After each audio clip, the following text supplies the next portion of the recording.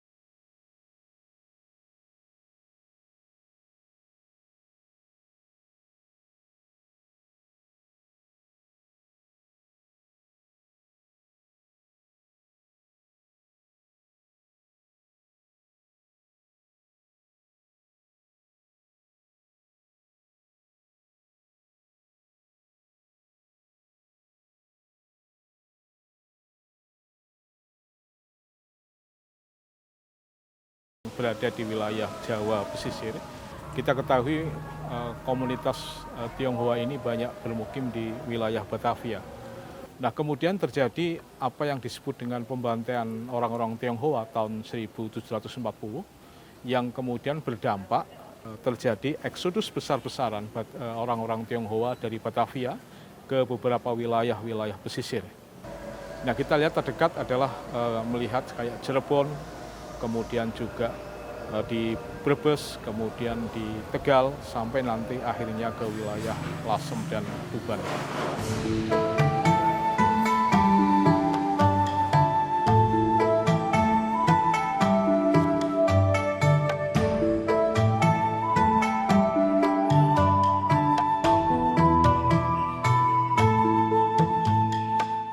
Pergerakan mereka dari Batavia ke wilayah pesisir inilah yang memungkinkan tumbuhnya kantong-kantong kampung pecinan yang di luar wilayah Batavia. Dari sinilah maka terjadi proses diaspora masyarakat Tionghoa yang kemudian berdampak bagi tumbuhnya perkampungan-perkampungan Tionghoa di wilayah Jawa pesisir. Terutama yang kita ketahui di Tegal dan Brebes, kemudian sebelumnya ada di Losari juga kita ketahui ada kampung pecinan, kemudian di Cirebon. Ada motif megabendung yang banyak menempel pada dinding ini. Kita lihat megabendung ini adalah salah satu motif desain batik Cirebonan yang banyak dipengaruhi oleh pengaruh unsur Islam. Tapi di kelenteng ini kita menemukan banyak sekali motif megabendung. Satu yang di altar ini, kemudian yang kedua di altar utama. Nah, motif megabendung itu ada yang mewarnai dan menjadi salah satu pemerkayaan hiasan naga yang berwarna kuning emas.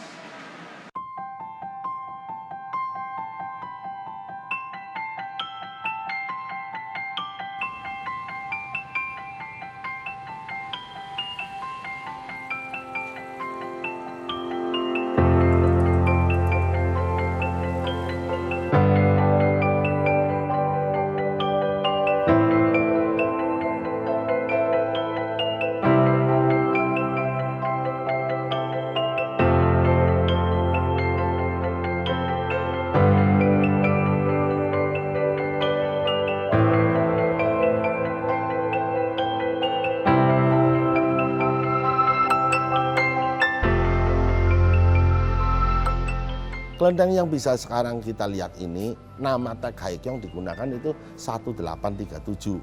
Meskipun sebelumnya sudah pernah ada kelenteng yang bernama Jinjinbyo, itu yang didirikan tahun 1760.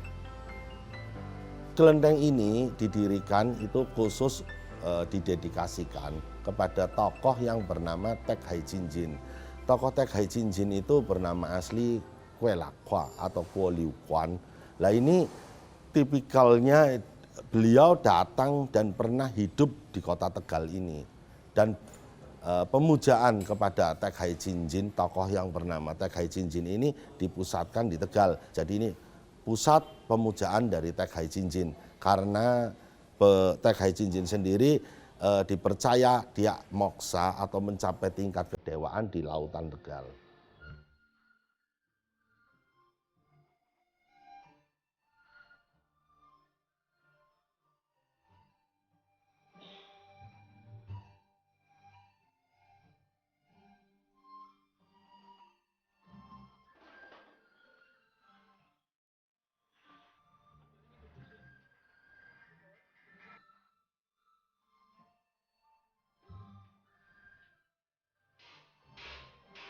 Jadi akulturasi, terutama persahabatan erat antara etnis Tionghoa dengan etnis setempat, ini dalam hal ini Tegal, itu sudah terjadi sebelum 1760 ini. Hal itu 1760 kan ini kelenteng Jinjinbyo didirikan. Berarti setelah kita mendirikan kelenteng, di situ sudah ada komunitas orang Tionghoa di daerah itu. Nah, kita lihat sendiri contohnya bahwa pemujaan Tek Haijinjin yang ada di kelenteng Tek Haikyong dan rupang-rupang dari Tek Haijinjin di kelenteng-kelenteng yang memuja beliau itu disertai dengan 2 orang pendamping yang bukan etnis Tionghoa. Jadi yang keduanya merupakan etnis penduduk lokal dari sini. Nah itu tetap kita puja di dalam kelenteng hingga sekarang. Ini kan kayak tiap ini menjelang Imlek, jadi semuanya kan tahun baru, semuanya harus baru. Tiap tahun baju juga ganti baru begitu.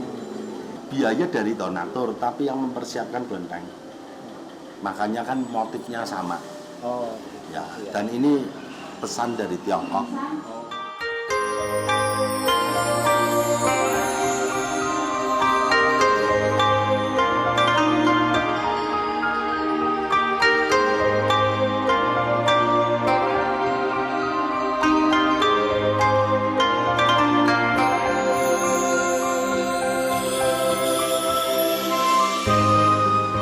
Bangunan kelenteng Tek Haikyong yang orisinil itu dari tahun 1837, yang dari tahun 1760 seperti apa tidak ada catatan, yang hanya ada dari prasasti ini, yaitu bangunan ini yang dapat kita lihat ini, itu tahun 1837, semuanya masih orisinil, semua terbuat dari kayu, bangunan dari kayu tanpa paku. Terutama yang bagian-bagian tengah ini. Sedangkan yang bagian samping-samping itu ada penambahan-penambahan, yaitu yang aula untuk Dewi Kwan Im Tang, itu yang ada di samping, itu dibangun 60 tahun setelah 1837 itu. Jadi 1897 didirikan aula untuk memuja Dewi Kwan Im di samping. Dan selanjutnya terus ada penambahan-penambahan.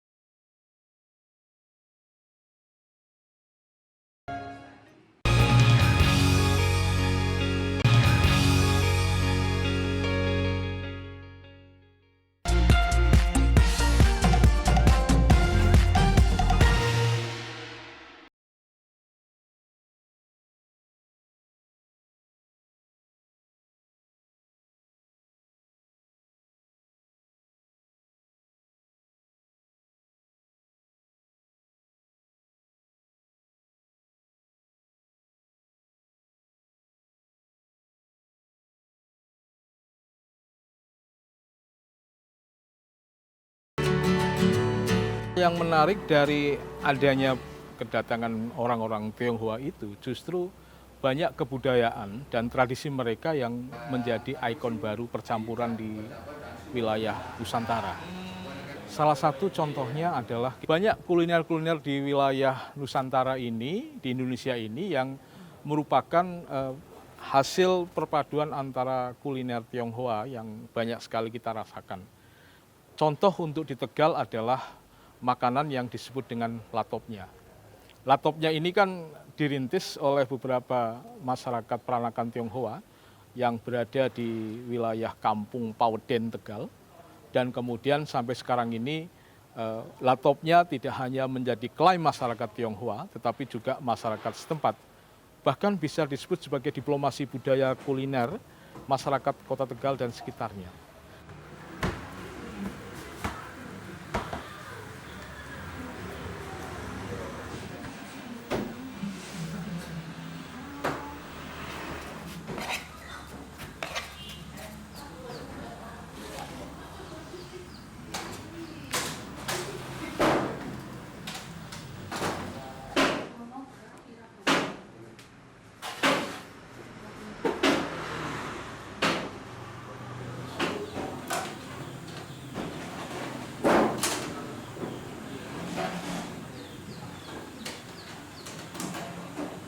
Seperti pengusaha makanan latopnya yang ada di Tegal.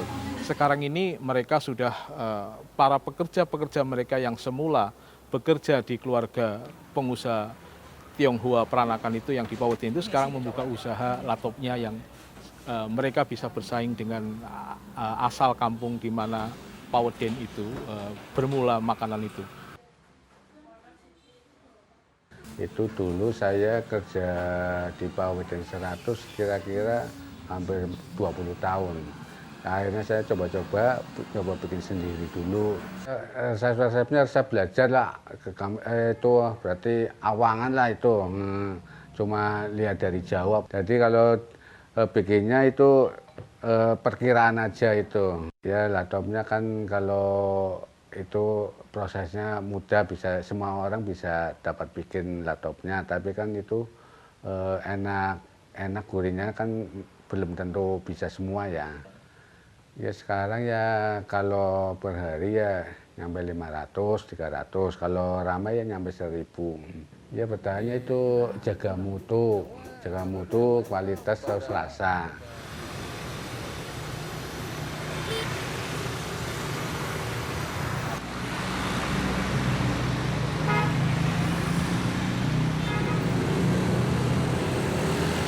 Contoh lagi yang ada di Tegal dan sekitarnya, dodol ranjang. Kue keranjang ini sekarang tidak lagi menjadi klaim sebagai kebudayaan peranakan Tionghoa. Banyak orang-orang non peranakan Tionghoa yang juga bergelut dalam bisnis kue keranjang ini. Awalnya sudah 30, 35 tahun, 40 tahun hampir. Dulu waktu pertama kali itu yang ngasih pelajaran sama saya pembantu tetangga. Orang Jawa asli. Tapi dia baik sekali. Karena dulu saya susah. Dia ngomong, aku kasihan sama kamu bikin dodol aja. Nanti dibelajarin. Akhirnya sampai sekarang bisa bikin.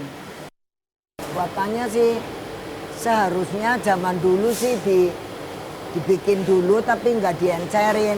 Diencerinnya besok pagi lagi. Tapi karena ini diproduksi nggak bisa begitu, nanti kan kotor. Jadi langsung dibikin. Kalau aku di sini semua pakai mesin, jadinya mending rada higienis, nggak kotor. Kalau di tempat lain kan masih manual.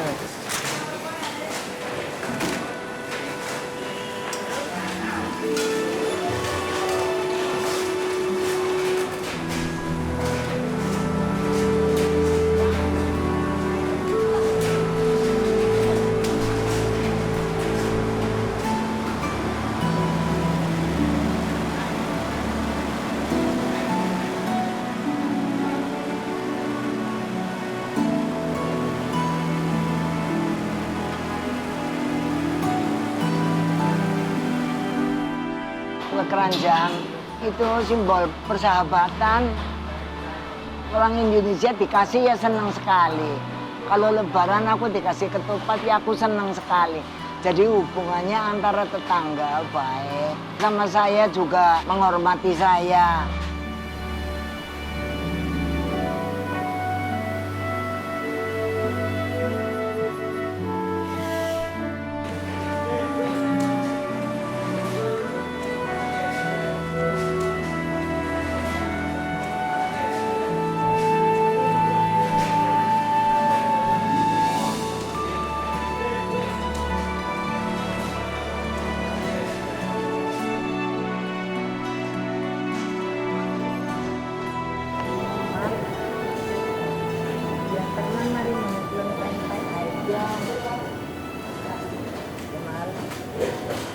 Bayang.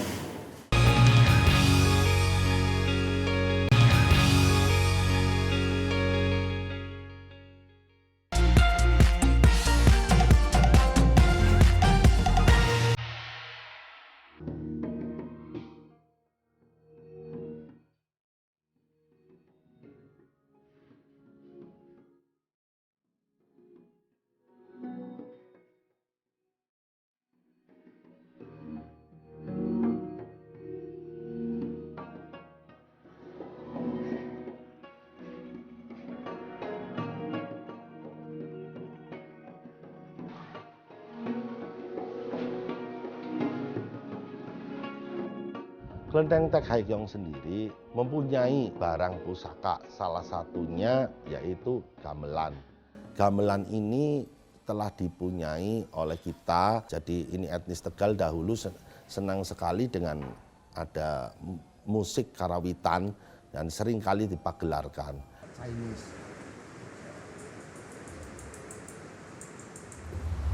Jadi ini akulturasi budaya ini. Dulu memang tempatnya tidak di sini. Punya PHK Chunghwa Chongboi. Nah, kemudian setelah Chunghwa Chongboi bubar zaman Jepang, Kaki Osoka menjadi satu, kumpulan Tionghoa harus jadi satu semua dalam Kaki Osoka. Terus akhirnya jadi THHK masuk ke sini. Kendangnya ini kendang. Ini gamelan tersebut dipusakakan menjadi pusaka Kelenteng Tek Haekyong karena usianya yang cukup tua, yaitu dibuat pada tahun 1861 di daerah Purworejo. Nama gamelan tersebut gamelan Kiai Nagamulya, dan gamelan tersebut sering dipagelarkan. Terakhir dipagelarkan pada tahun 2017 kemarin pada saat peringatan ulang tahun ke-180 Kelenteng Tek Haekyong. Hingga saat ini gamelan tersebut masih kita rawat dan terawat dengan baik. Bahkan pada setiap hari Kamis Wage, malam Jumat Kliwon, kita adakan ritual secara sesajian Jawa, kejawen di ruangan gamelan tersebut. Kita juga mempunyai sebuah keris yang untuk istilahnya keris tersebut untuk jaga ini gamelan tersebut. Juga seperangkat satu kotak wayang golek dan seperangkat atau satu kotak wayang kulit.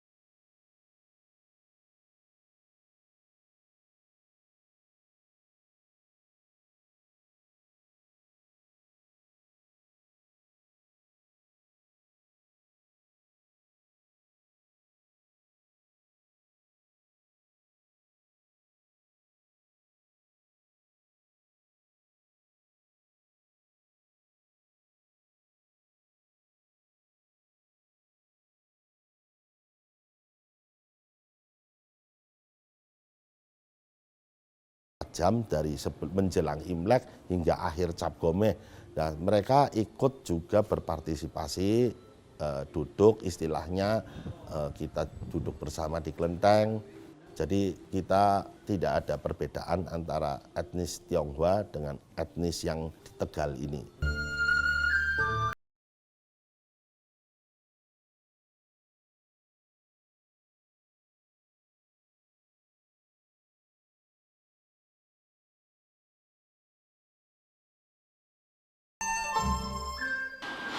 Aku sayang sama mereka ya, perhatiin.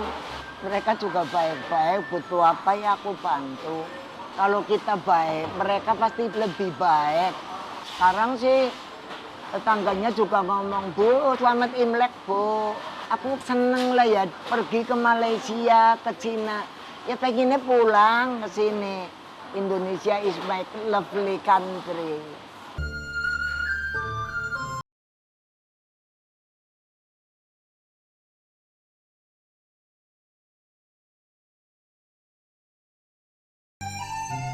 Semoga pada perayaan Imlek tahun ini menjadi ruang refleksi bagi kita semuanya, bahwa tidak ada klaim bahwa ini kebudayaan yang luhur dan ini kebudayaan asli, ini tradisi yang unggul, tapi semua tradisi, semua kebudayaan bisa memungkinkan saling meminjam melalui proses akulturasi, melalui proses asimilasi, yang semuanya toh ini membentuk identitas yang mungkin menjadi upaya kita untuk merekatkan. Inilah yang mestinya dipahami dalam proses momentum Imlek tahun ini.